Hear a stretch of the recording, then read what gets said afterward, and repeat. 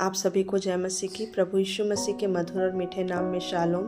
आज का वचन पाया जाता है इब्रानियों 3 उसके 12 और 13 में, जहाँ पे वचन हमसे कहता है, हे भाइयों, चौकस रहो कि तुम में ऐसा बुरा और अविश्वासी मन ना हो जो तुम्हें जीवते परमेश्वर से दूर हटा ले जाए, वरन जिस दिन तक आज का दिन कहा जाता है, हर दिन एक दूसरे को समझते रहो।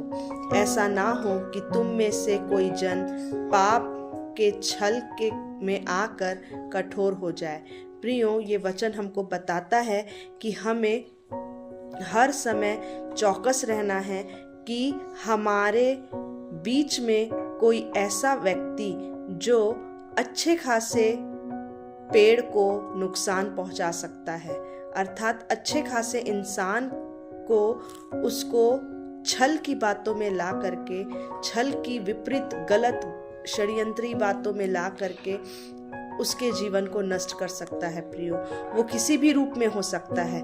वो चाहे आपके अपनों के रूप में हो सकता है, किसी भी रूप में वो हो सकता है, बशर्ते आपको उन्हें पहचानना है, क्योंकि वो इंसान आपको गलत अविश्वासी बनाने के लिए, क्योंकि उसका मन खुद अविश्वासी है। यहाँ वचन कह रहा है अविश्वासी मन जो तुम्हें जीवित परमेश्वर से दूर हटा ले जाए। तो ऐसे लोगों से सावधान रहें, क्योंकि आगे हमें वचन बताता है कि अगर हम उन लोगों को नहीं समझ पाते हैं एक दूसरे, क्योंकि हम उनका और हमारे विचार में अंतर आ जाता है, और हम जब नहीं समझ पाते हैं तो उसके वजह से बहुतेरे उस छल में आके कठोर हो जाते हैं। उस अविश्वासी के छल में वो इंसान फंस जाता है और उस षड्यंत्र के तहत उसका हृदय कठोर हो जाता है प्रियो, और वो प्रभु से दूर हो जाता है, प्रभु के प्रेम से दूर हो जाता है। वो अपने बुलाए जाने को खो बैठता है,